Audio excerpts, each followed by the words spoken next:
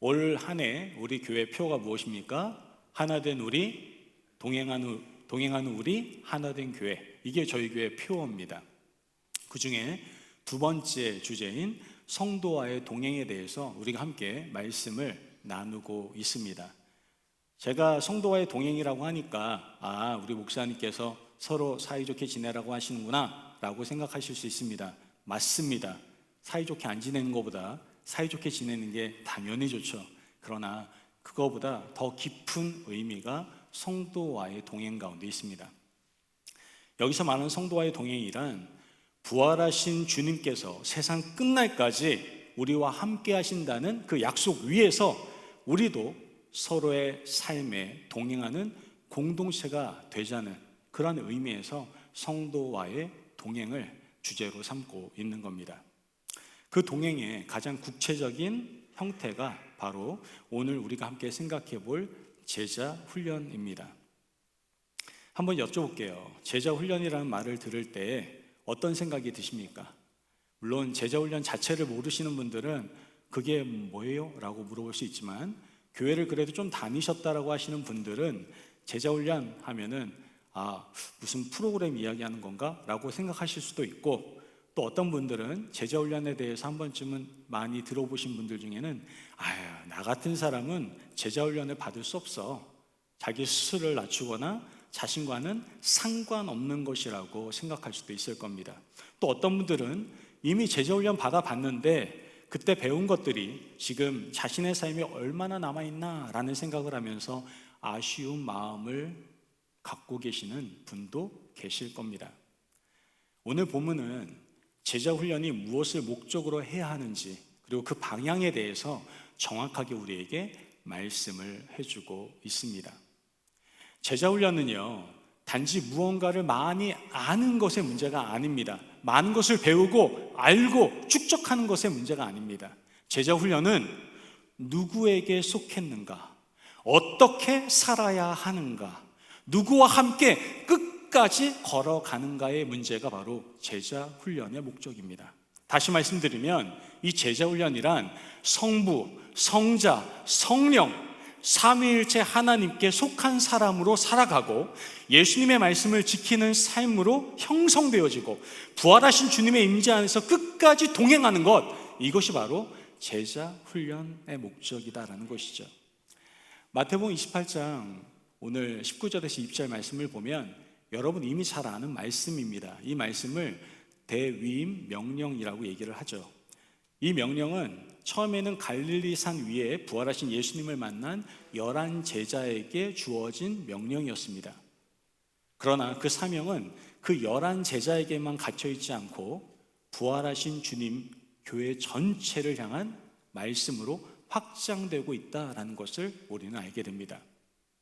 그런데 제자훈련 목적을 우리가 듣기 앞서서 먼저 볼 것이 있습니다. 그것은 바로 19절의 바로 앞부분입니다. 18절 말씀을 볼 필요가 있어요. 예수님께서 먼저 이렇게 말씀을 하시죠. 하늘과 땅의 모든 권세를 내게 주셨으니, 이것이 대위임 명령의 바로 기초입니다. 교회가 모든 민족에게 나아갈 수 있는 이유는 우리의 열심이나 우리의 능력 때문이 아니라 부활하신 예수님께서 하늘과 땅의 모든 권세를 우리에게 주셨기 때문에 그런 겁니다. 즉 18절의 모든 권세가 19절의 모든 민족을 가능하게 한 것이고, 또 더 나아가 20절의 세상 끝날까지 함께 하심은 그 사명을 끝까지 붙들어주는 약속의 말씀이다라는 겁니다. 자, 그렇다면 본격적으로 오늘 말씀을 통해서 제자 훈련의 목적은 과연 무엇인가 우리 함께 살펴보면서 어느 한 분도 빠짐없이 다 제자 훈련에 대해서 마음에 결단하고 다짐하고 나아갈 수 있는 시간 되었으면 좋겠습니다. 자, 제자 훈련의 목적은 무엇입니까? 첫째, 삼위 하나님께 속하게 되는 겁니다. 한번 따라해 볼까요? 삼위 하나님께 속하게 하는 것입니다. 아멘. 자, 먼저 본문의 구조를 잠깐 살펴보면 19절 앞부분을 보면 이렇게 시작을 합니다.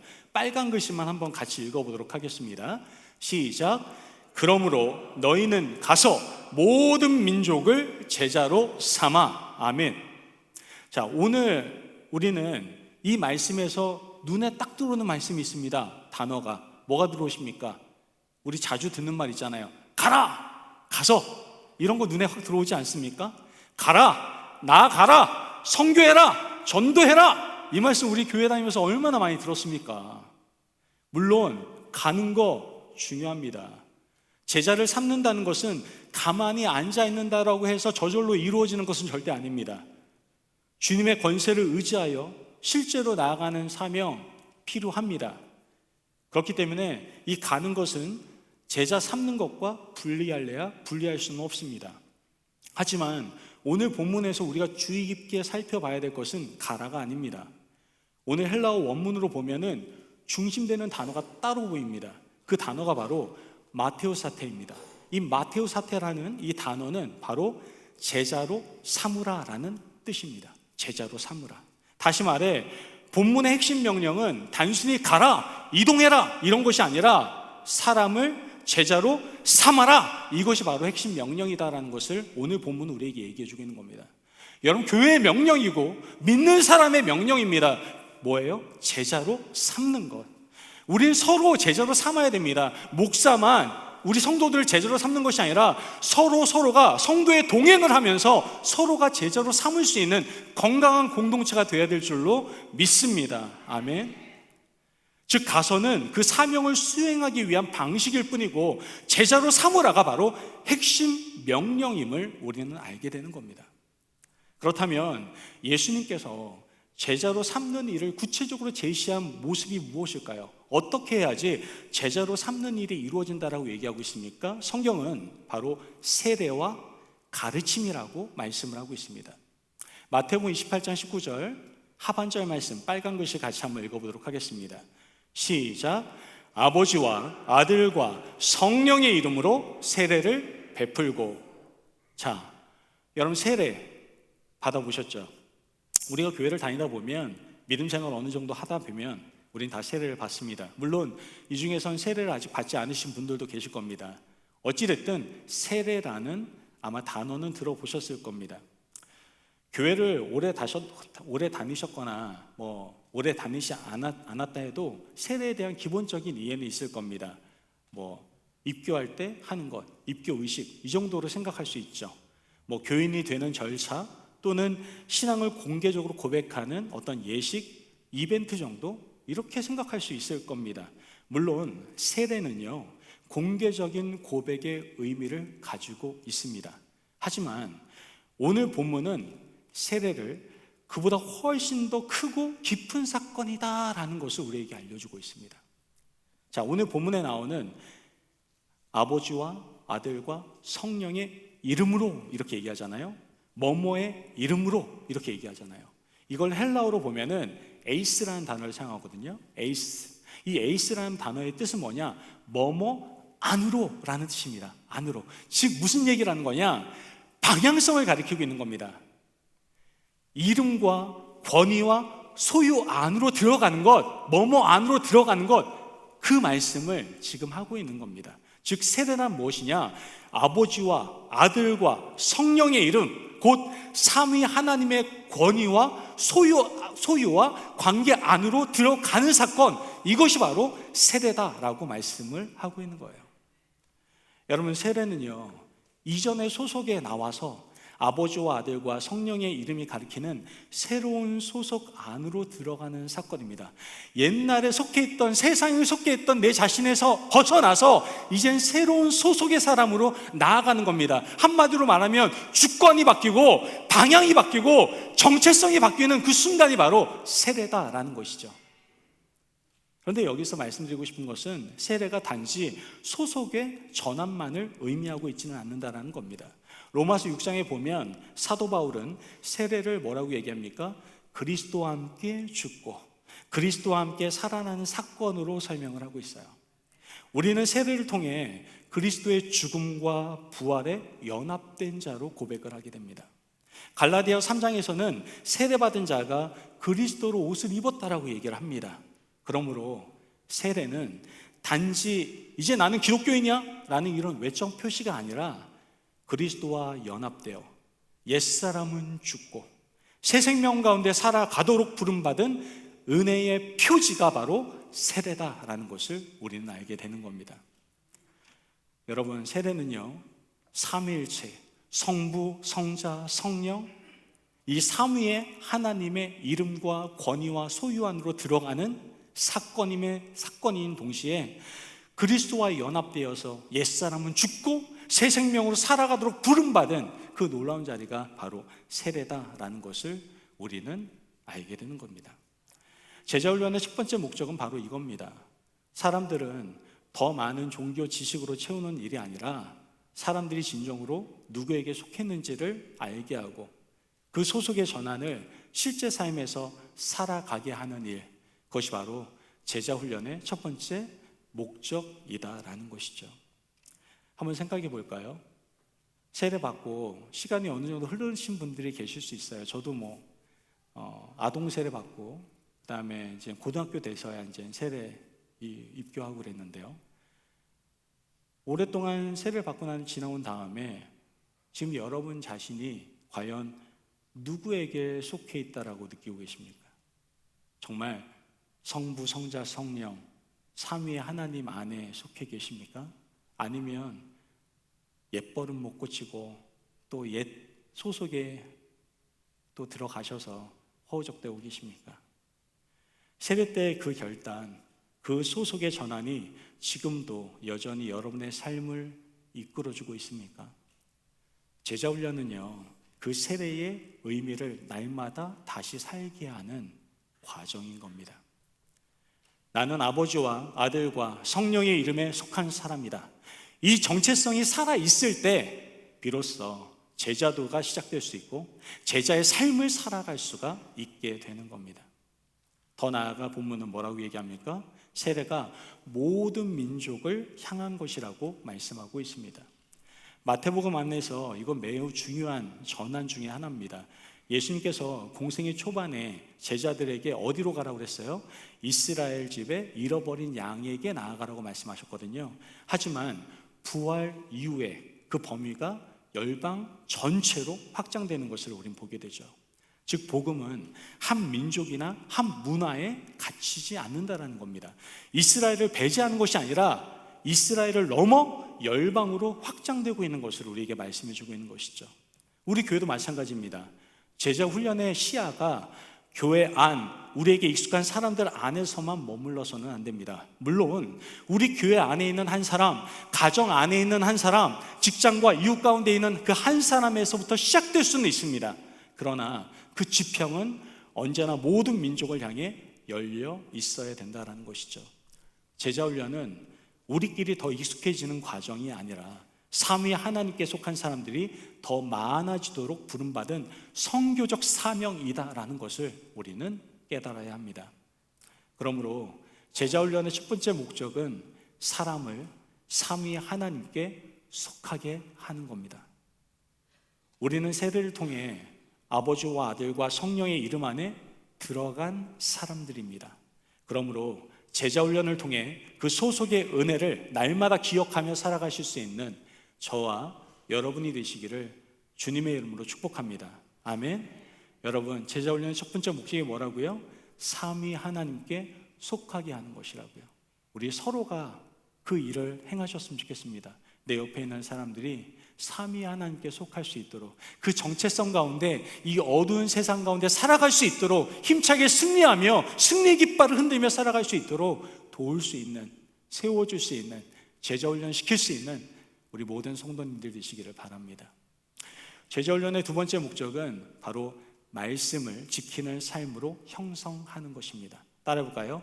말씀을 지키는 삶으로 형성하는 것입니다. 믿으시면 아멘. 20절 전반부를 같이 한번 읽어보도록 하겠습니다. 시작. 내가 너희에게 분부한 모든 것을 가르쳐 지키게 하라. 아멘. 자, 이것이 바로 제자훈련의 두 번째 목적입니다. 제자 삼는 것은요, 세례로 끝나는 것이 아닙니다. 뭐로 계속되어져야 돼요? 가르침을 통해 지속되어져야 된다는 것이죠. 세례가 입문이라고 한다면 가르침은 형성이라고 할 수 있습니다. 우리가 종종 범하는 오류가 좀 있습니다. 세례 받고 교인이 되면 다 됐다 이렇게 생각하는 오류가 있어요. 아, 이제 예수님 믿는데 됐다 이렇게 생각하는 사람들이 있어요. 하지만 예수님께서는요 분명히 말씀하십니다. 가르치라. 그것도 일시적으로 한번 가르치고 끝내는 것이 아니라 가르쳐서 지키게 하라고 말씀하고 있다는 것이죠. 여기서 중요한 단어를 우리가 주목해 볼 필요가 있습니다. 그건 바로 지키도록이라는 단어입니다. 지키도록 가르쳐라. 이 지키라, 이 지키도록이라는 이 단어는요 단순히 그냥 이해하고 기억한다라는 뜻이 아닙니다. 준수하다, 보존하다, 실제로 삶 속에서 살아내다 라는 뜻을 가지고 있는 헬라어 단어입니다. 이 테레인이라고 하는데 헬라어 단어로 이런 뜻을 가지고 있어요. 즉 제자훈련의 목적은 예수님의 말씀을 많이 알게 하는 데서 끝나는 것이 아니다라는 겁니다. 그 말씀을 삶의 방식으로 지키게 하는데 제자훈련의 목적이 있다라는 것이죠. 이것은 마태복음 전체 흐름과도요 굉장히 맞춰서 가는 것을 보게 됩니다. 예수님께서요 산상수훈의 끝에서 뭐라고 말씀하십니까? 마태복음 7장 24절 말씀을 같이 한번 읽어볼까요? 시작. 그러므로 누구든지 나의 이 말을 듣고 행하는 자는 그 집을 반석 위에 지은 지혜로운 사람 같으리니. 아멘. 뭐라고 얘기합니까? 마태복음 안에서 예수님의 말씀은 듣는 것만으로 완성되는 것이 아니다라는 거예요. 행하는 것으로 검증이 되어야 된다라고 말씀하고 있다라는 것이죠. 여러분 혹시 수영하실 줄 아십니까? 우리 수영자님 수영할 줄 알아요? 저 수영할 줄 알까요? 그럴까요? 저 딱 몸 보면 느낌 안 와요? 수영 제가 느낌 딱 오지 않습니다. 저 수영 너무 잘 알아요. 팔의 각도, 귀에 스치듯이 나아가야 된다는 거, 그다음에 이 발길질부터 시작해가지고 호흡, 그다음에 물에 있을 때에는 어떻게 해야 됩니까? 몸을 긴장하지 말고 힘주지 말고 가볍게 해야 된다는 거 너무나 잘 알아요. 그런데 저는 물에 들어가지 않아요. 제가 물에서 몇 번 죽을 뻔해가지고 물에 절대 들어가지 않아요. 저는 물이 너무너무 싫습니다. 그런데 반대로 저희 아내는 수영을 굉장히 잘합니다. 어렸을 때부터 수영을 배웠어요. 그래가지고 제 얘기 들어보니까 물 엄청 먹어가면서 고생하면서 하여튼간 수영을 배웠다고 하더라고요. 지금은 정말 저는 인어공주를 보는 줄 알았어요. 너무 수영을 잘해서. 꼭 이런 말들은 저희 사모한테 얘기해 주셔야 돼요. 목사님 이런 말 했대더라 이런 거 얘기해 주셔야 돼요. 굉장히 수영 잘합니다. 자, 그런데 한번 물어볼게요. 과연 저하고 아내 중에서 과연 진짜 수영을 잘하는 사람, 진짜 수영을 배운 사람은 누굴까요? 당연히 저희 아내일 겁니다. 여기서 우리가 분명히 기억해야 될 것은 제자훈련도 마찬가지다라는 거예요. 아는 것과 지키는 것 사이에 다른 점이 있다라면 저는 물에 안 들어갔다는 거고, 저희 아내는 그 가르치는 사람 말에 순종해서 물에 들어갔다라는 겁니다. 즉 순종에 그 결과가 나타나는 겁니다. 여러분, 순종은요 우리가 제자훈련하는 가운데 있어 너무나도 중요한 요소입니다. 순종해야 제자훈련의 진정한 열매가 맺혀지게 된다라는 것이죠. 그런데 여기서 중요한 것, 놓치지 말아야 될 것은 무엇이냐면, 순종은 우리의 의지력만으로는 이루어지지 않는다라는 겁니다. 성령께서 우리 안에 순종을 가능케 하실 때 우리가 순종할 수가 있게 된다라는 것이죠. 에스겔서 36장 말씀을 보면 또 내 영을 너희 속에 두어 너희로 내 율례를 행하게 하리니, 뭐라고 얘기해요? 내 영을 너희 속에 두었다라고 분명히 얘기하고 있고요. 빌립보서 2장 13절에도 너희 안에서 행하시는 이는 하나님이시니 자기의 기쁘신 뜻을 위하여 너에게 소원을 두고 행하게 하신다라고 얘기해요. 여러분, 제자훈련은요 인간의 결심만으로 말씀을 지켜내는 도덕훈련이 아닙니다. 성령께서 우리 안에서 예수님의 말씀을 기억나게 하시고 순종하고자 하는 마음을 주시며 그 말씀을 실제로 삶으로 살아낼 수 있게 하는 것, 그 은혜의 과정이 바로 성령님의 도우심 가운데 있다라는 것을 우리는 꼭 기억해야 됩니다. 자, 그렇다면 오늘 우리의 제자훈련은 어떤지 한번 살펴봤으면 좋겠습니다. 우리는 사람들에게 많은 지식만 제공하고 있는 그런 제자훈련을 하고 있습니까? 아니면 예수님의 말씀을 실제 삶 속에서 지키는 사람으로 형성하는 제자훈련을 하고 있습니까? 많이 알지만 지키지 않는 것은 제자훈련이 아닙니다. 제자훈련의 목적은 지식의 축적이 아니라 순종의 형성입니다. 그러나 그 순종은 성령의 은혜로만 가능해지는 순종이다라는 것이죠. 저는 마음에 감동이 될 때마다 제자훈련을 시켜드립니다. 제가 제자훈련할게요 라고 얘기하지 않아요. 저는 제자훈련을 언제나 모든 사람에게 해야 된다는 마인드를 가지고 접근을 합니다.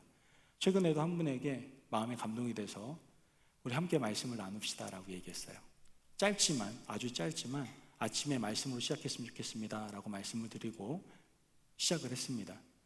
만약 그 마음 가운데 성령께서 내가 말씀 묵상하고자 하는 마음이 없었다면 그분이 아마 안 하셨을 거예요. 그러나 성령께서 그 마음을 허락하시고 함께 매일마다 15분씩 말씀 묵상을 하고 있습니다. 감사한 것은 그것이 단순히 말씀으로 끝나는 것이 아니라 그 말씀을 붙들고 하루를 살아내도록 순종하도록 힘쓰고 있는 그 성도님의 모습을 보면서 참 귀하다, 아름답다라는 것을 제가 매번 느낀다는 것이죠. 이거는 꼭 목사만 할 수 있는 게 아닙니다. 서로 믿음의 가족들이 서로 제자훈련을 시켜주는 거예요. 서로 말씀 안에서 말씀에 순종하는 훈련들을 서로 같이 해보는 겁니다. 혼자는 힘들어요. 하지만 함께 한다면 가능하다라는 것이죠. 우리가 여기서 또 한 가지 놓치지 말아야 될 것이 한 가지가 있는데 이것은 바로 내가 너희에게 명령한 모든 것이라는 거예요.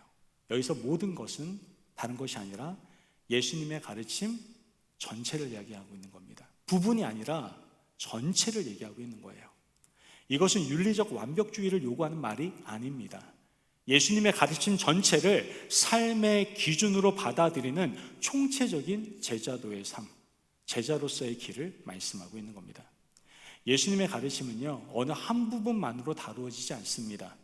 마음도, 말도, 돈도, 관계도, 원수 사랑도, 기도도, 용서도, 공동체도, 순종도 다 포함하고 있는 것이 바로 예수님의 가르침입니다. 우리는 때때로 편한 가르침, 좋아 보이는 가르침만 선택하려고 합니다. 이게 선택적, 어떻게 보면 순종이라고 얘기를 합니다. 예수님께서는 한 번도 선택적 순종에 대해서 말씀하신 것이 없어요. 모든 것이에요. 온전한 순종을 원하고 계신다라는 것이죠. 그래서 이렇게 선택적 순종하는 분들은 자기 합리화를 참 많이 합니다. 그래서 뭔가 하자고 하면은 그건 시대가 달라져가지고 이건 안 될 것 같다고 받아들이지 않는 분도 계시고, 또 어떤 분들은 그런 일은 어떤 특별히 헌신된 사람만 할 수 있는 거라고 얘기하면서 자신에게는 해당 사항이 없다라고 말하는 분들도 계십니다. 그러나 본문은 그렇게 말하고 있지 않다는 거예요. 예수님의 가르침 전체가 제자의 삶의 방향이 되어야 한다라고 분명히 말씀하고 있다는 것이죠. 직업을 대할 때에도, 돈을 사용하는 방식 가운데서도, 관계를 맺는 방법도, 어려운 사람을 대하는 태도도, 갈등을 해결하는 방식도, 이 모든 것이 예수님의 가르침 앞에 놓여 있어야 된다라는 겁니다. 물론 이것은 우리가 지금 당장 완벽해져야 된다는 뜻은 절대 아닙니다. 성화라는 것, 거룩한 삶을 살아간다는 것은요, 점진적이에요. 점진적. 한 단계 한 단계 가는 거예요.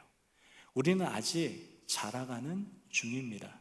넘어지기도 하고, 그래서 다시 배우기도 하고, 때로는 같은 자리에서 씨름하기도 할 겁니다. 그러나 여러분, 방향만큼은 분명해야 돼요. 여기서 선택적 순종, 여기서 타협하면 안 됩니다. 방향만큼은 분명해야 된다는 거예요. 모든 것은 현재 완성해야 된다는 부담이 아니라 평생에 걸쳐 예수님의 말씀 전체를 향해 자라나가라고 하는 부르심이다라는 것을 우리는 깨달아야 한다는 것이죠. 빌립보서 1장 6절 말씀에서 뭐라고 얘기합니까? 같이 한번 읽어볼까요? 1장 6절 시작. 너희 안에서 착한 일을 시작하신 이가 그리스도 예수의 날까지 이루실 줄을 우리는 확신하노라. 아멘. 뭐라고 얘기합니까? 하나님이 시작하셨고 하나님이 이루신다라고 말씀하시는 겁니다. 그러므로 우리는 두려움으로 눌리는 것이 아니라 소망 가운데 자라날 수가 있는 겁니다. 제자 훈련은 완벽한 사람을 골라내는 과정이 아니라 성령 안에서 계속 빚어져 가는 사람들을 세워가는 과정입니다. 그래서 성도와의 동행이라는 우리 교회의 방향이 너무나도 큰 의미가 있는 것 같습니다. 제자 훈련은 혼자 공부하는 것이 아니에요. 아까도 말했죠. 좀 함께 하자고. 함께 걸어가면서 서로가 예수의 말씀을 실제로 지키도록 격려하고 도전하고 세워가는 겁니다. 여러분 곁에 혹시 함께 걷는 형제 자매님이 계십니까? 아니 그냥 서로 이렇게 여러 가지 이상한 세상 얘기하는 그런 거 말고 정말 나를 세워주고 나를 일으켜주고 나를 북돋아주는 그런 형제 자매가 있습니까? 여러분이 말씀을 못 지킬 때 정죄하는 것이 아니라 정말 조용히 불러서 정말 그 사람을 세워주는 그런 형제 자매님이 계십니까? 낙심했을 때 너 그럴 줄 알았다 이렇게 얘기하는 것이 아니라 말씀으로 다시 붙들어주는 사람들이 있습니까? 이게 바로 동행이에요. 동행.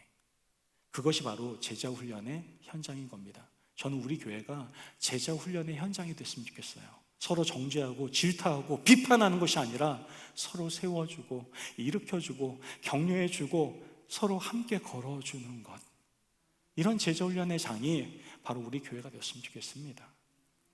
그러므로 제자훈련의 목적은 단순히 말씀을 아는 사람을 만드는 것이 아니라 머리만 계속해서 차지고 머리만 커지는 것이 아니라 말씀을 지키며 살아가는 사람으로 세우는 그러한 제자훈련이 우리 교회 가운데 있기를 간절히 소망합니다. 예수님은 듣는 자가 아니라 행하는 자를 제자라고 부르셨습니다. 참된 제자훈련을 위해 삶 전체를 예수님의 말씀 앞에 두고 날마다 순종의 자리로 걸어갈 수 있는 저와 여러분이 되시기를 간절히 바랍니다. 아멘. 마지막으로 제자훈련의 마지막 목적은 무엇일까요? 한번 따라해 보겠습니다. 주님의 임재 안에서, 마지막 정말 중요하니까 더 크게 해볼게요. 주님의 임재 안에서 끝까지 동행하는 것입니다. 믿으시면 아멘. 우리 20절 하반부를 같이 한번 보도록 하겠습니다. 20절 하반부 같이 읽겠습니다. 시작. 볼지어다 내가 세상 끝날까지 너희와 항상 함께 있으리라 하시니라. 아멘. 여러분, 오늘 이 본문은요 감격이에요. 감격. 정말 가장 놀라운 반전이 바로 이 본문 안에 있습니다. 지금까지 우리는 많은 명령들을 들어왔어요. 어떤 명령 들었습니까?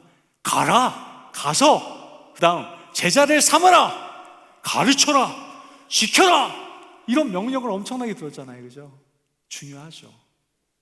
이 명령을 듣다 보면 부담이 생깁니까? 안 생깁니까? 제가 한번 해볼게요. 가르치셔야 돼요. 다음 주부터 성경 공부 시작하셔가지고 사람들 좀 가르치세요 하면 부담돼요? 안 돼요? 부담될 수 있죠. 그죠? 아마도 나 같은 사람이 이 모든 것을 감당할 수 있을까라는 생각 속에서 부담을 느낄 수 있습니다. 그런데 예수님께서요 마지막에 이렇게 말씀을 하세요. 보라, 내가 너희와 함께 있단다. 본문에 나오는 볼지어다, 이것을 헬라어 단어로 이두라고 얘기합니다. 이두, 보라, 이두, 이렇게 얘기해요. 그런데 이 이두라는 단어가 단순히 감탄사가 아니에요. 볼지어다, 보라, 감탄사가 아닙니다. 이 이두라는 단어는 시선을 돌리라는 말입니다. 시선을 돌리라는 말. 이것은 중요한 것을 눈앞에 놓을 때 사용하는 표현입니다. 예수님께서는요 사명을 주신 직후에 그 사명을 감당할 제자들의 시선을 누구에게? 다시 자기 자신에게 돌리시는 것을 보게 되는 겁니다. 이것을 놓치지 말아라. 이두, 내가 너희와 함께 하겠다. 이게 아니라 함께 한다, 이렇게 얘기하고 있다는 거예요. 예수님께서는 어떤 도움이나 원리나 영향력이 함께 한다라고 말씀하시지 않고 예수 자신이 함께 하신다라고 말씀하고 있는 겁니다. 이것이 제자훈련의 가장 깊은 근거입니다. 내 힘으로 안 됩니다. 내 능력으로 안 됩니다. 그런데 예수님이 함께 하겠다라고 얘기하는 거예요. 제자훈련은요, 종교적 기술을 배우는 과정이 아닙니다. 살아계신 주님과 동행하는 삶이 바로 제자훈련입니다. 구약을 보면 하나님께서는 모세를 부르시잖아요, 그죠? 출애굽기 3장 12절 말씀 같이 한번 읽어보도록 하겠습니다. 12절입니다. 시작. 하나님이 이르시되, 보이시죠? 시작. 하나님이 이르시되 내가 반드시 너와 함께 있으리라. 내가 그 백성을 애굽에서 인도하여 낸 후에 너희가 이 산에서 하나님을 섬기리니 이것이 내가 너를 보낸 증거니라. 아멘.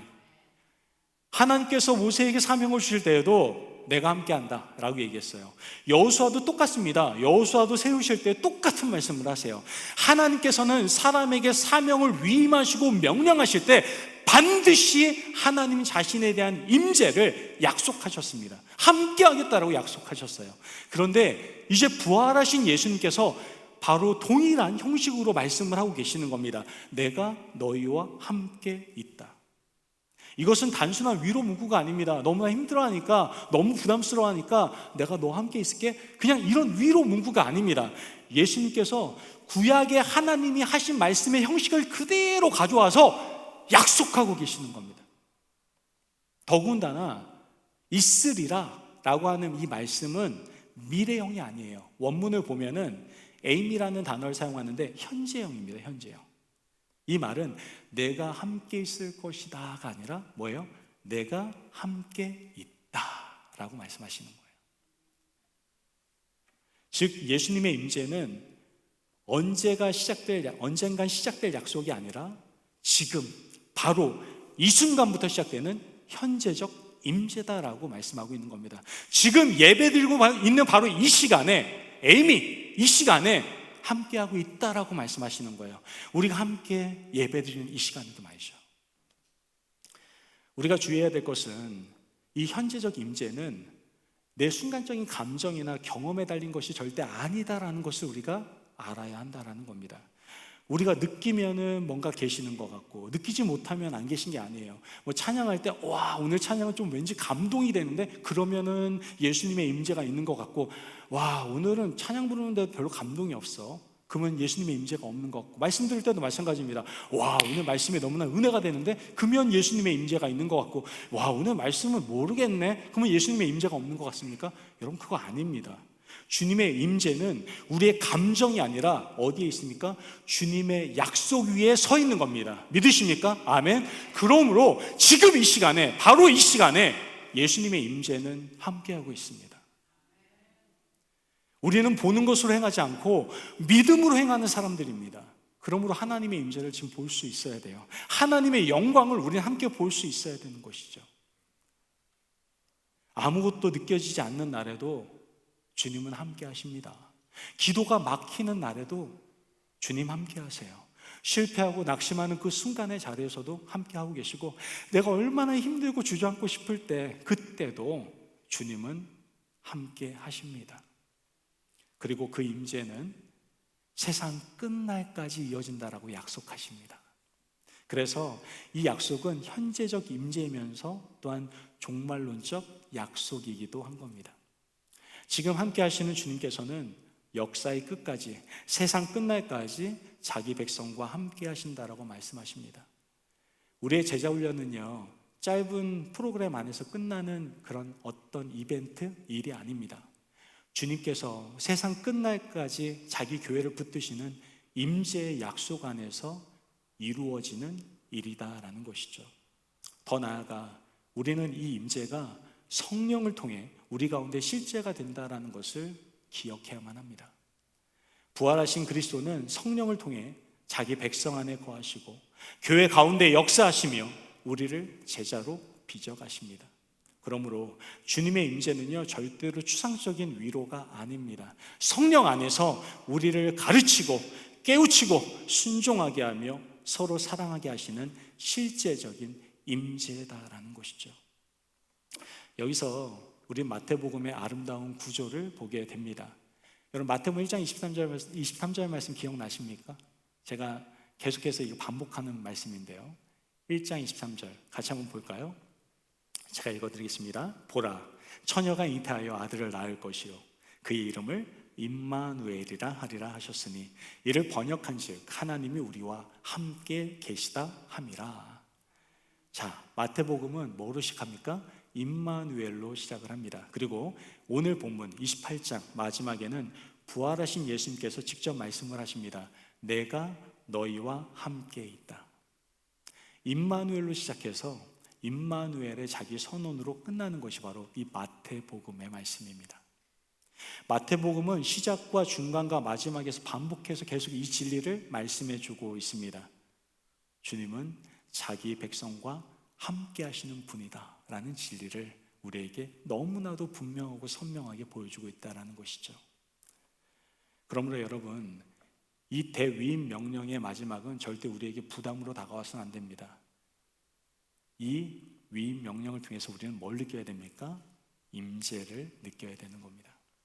사명은 크지만 그 사명보다 먼저 크신 분은 함께 하시는 주님이다라는 것을 기억해야 되고, 명령은 무겁지만 그 명령을 감당하게 하시는 분은 세상 끝날까지 함께 하시는 주님이심을 기억해야 되는 겁니다.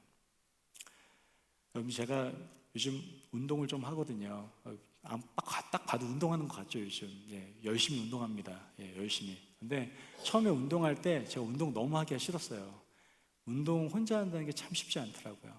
그러던 중에 어떤 등치 큰 한 분의 도움을 받아서 운동을 시작하게 됐어요. 정말 같이 가기 싫더라고요. 처음에는 운동이 너무 싫어가지고 무슨 핑계를 댈까 막 여러 가지 생각했는데, 또 제가 이거 핑계를 대면 은혜가 너무 안 될 것 같은 거예요. 사적으로 너무나 잘 아는 사이니까 이거 좀 은혜가 안 될 것 같아. 그래서 처음에는 정말 의무감으로 몇 번을 나갔습니다. 그런데 하다 보니까 좋더라고요. 혼자가 아니라 함께 하기 시작하니까 운동을 하게 되더라고요. 제가 이 말씀을 왜 드립니까? 혼자는 힘들어요. 그런데 우리는 혼자가 아니다라는 거예요. 아니, 옆에 있는 사람, 친구, 동역자만 옆에 있어도 이렇게 뭐든지 일을 할 수 있는 부분도 있는데, 하물며 누가 함께 하신다고요? 예수님이 함께 한다고 말씀하시지 않습니까? 성령께서 우리 안에 힘을 주신다라고 말씀하지 않습니까? 그래서 하나님께서 우리에게 또한 형제 자매를 허락하신 거 아니겠습니까? 물론 제자훈련의 현장이 항상 은혜롭고 감동적이지는 않을 겁니다. 때로는 지루하고, 때로는 힘들고, 때로는 효과가 없는 것처럼 느껴질 수도 있을 겁니다. 하지만 모든 날, 어떤 날? 모든 날 누가 함께 하십니까? 주님이 함께 하십니다. 특별한 집회 때만이 아니라, 큰 은혜를 받는 어떤 특별한 순간에만이 아니라, 성공한 날만이 아니라, 피곤한 날에도, 열매 없는 날에도, 낙심한 날에도, 실패한 날에도, 아무것도 느껴지지 않는 평범한 날에도 주님은 모든 날 함께 하십니다. 그러므로 제자훈련의 마지막 목적은 무엇입니까? 주님의 임재 안에서 끝까지 함께 걸어가는 겁니다. 예수님은 우리에게 사명만 주시고 떠나신 분이 아니라 내가 너희와 함께 있다라고 약속하신 임마누엘의 주님이십니다. 우리는 혼자 싸우는 것이 아니라 주님의 임재 안에서 형제 자매와 함께 동행하며 제자의 길을 걸어가는 겁니다. 그 주님의 임재 안에서 함께 걷는 저와 여러분이 되시기를 주님의 이름으로 축복합니다. 아멘. 오늘 말씀을 통해서 우리는 제자 훈련의 목적을 분명히 알게 되었습니다. 이제 제자 훈련의 삶을 좀 결단하고 소원하시는 분들은 저에게 말씀하십시오. 제가 도와드릴 수도 있고, 제가 다른 분을 대신해 가지고 연결해서 제자 훈련의 삶을 살아갈 수 있도록 도와드릴 수도 있을 겁니다. 제자 훈련의 첫 번째 목적은 뭐라고 얘기했습니까? 사람들을 삼위 하나님께 속하게 하는 것이다라고 말씀드렸습니다. 세례는 단순한 의식이 아닙니다. 이전의 소속에서 나와 아버지와 아들과 성령의 이름 안에서 안으로 들어가며 그리스도의 죽음과 부활에 연합된 자로 살아가도록 부름받은 은혜의 표지가 바로 세례입니다. 우리는 우리 곁에 사람들이 이 새로운 소속을 알고 그 정체성으로 살아갈 수 있도록 서로 도와줘야 되는 겁니다. 또한 예수님의 말씀을 지키는 삶으로 형성하는 것이 바로 제자 훈련의 목적입니다. 제자 훈련은 지식을 쌓는 과정이 아닙니다. 예수님께서 명하신 모든 것을 실제 삶 속에서 지키도록 성령 안에서 함께 자라가는 과정이 바로 제자훈련입니다. 듣는 자가 아니라 행하는 자로 세우는 것이 목적이다라는 것이죠. 마지막으로 주님의 임재 안에서 끝까지 동행하는 것이 바로 제자훈련입니다. 그러므로 제자훈련은 누구나 모든 사람이 당연히 그 길을 걸어가야 되는 겁니다. 제자훈련은 우리가 힘으로 해내는 사명이 아닙니다. 보라, 내가 너희와 함께 있다, 이렇게 말씀하신 주님의 임재 안에서 모든 날 함께 걸어가는 겁니다. 세상 끝날까지 함께 하신 주님을 의지하며 우리도 서로의 삶에 동행하는 아름다운 삶을 살아가야 되는 것이죠. 오늘 사랑하는 주님의 교회에게 묻습니다. 우리는 사람들을 교회 문화에 익숙한 사람으로 만들고 있습니까? 아니면 성부, 성자, 성령의 이름 안으로 삼위 하나님께 속한 제자로 세우고 있습니까? 우리의 가르침은 지식을 채우고 있는 것입니까? 아니면 말씀을 지키는 삶으로 이어지고 있습니까? 우리는 홀로 이 사명을 버티고 있습니까? 아니면 함께 하시는 주님을 의지하며 그 임재 안에서 서로 동행하고 있습니까? 물론 제자훈련이라는 말이 부담으로 느껴질 수 있습니다. 하지만 주님께서 우리에게 이 위대한 명령을 주셨습니다. 대단한 사람에게 이 명령을 준 게 아니에요. 사실 그때 당시에 불완전한 제자에게 주셨던 명령이 이 명령입니다. 우리도 마찬가지 아닐까요? 우리의 연약함에도 불구하고 주님께서는 함께 하십니다. 보라, 내가 너와 함께 있다. 이 약속이 있기 때문에 우리는 제자훈련을 감당할 수가 있는 겁니다.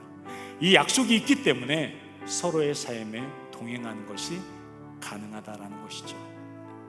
제자훈련의 목적은 완벽한 사람을 만드는 것이 아닙니다. 성부, 성자, 성령 삼위 하나님께 속하고 그분의 말씀을 지키며 살아가고 주님의 임재 안에서 끝까지 함께 걷는 사람을 세우는 것이 바로 제자훈련입니다. 그것이 바로 우리의 성도와의 동행이라고 할 수 있죠. 오늘 이 시간에 제자훈련을 마음으로 결단하시고 이 모든 것들을 들은 대로 행할 수 있는 저와 여러분이 되시길 주의 이름으로 축복합니다. 아멘.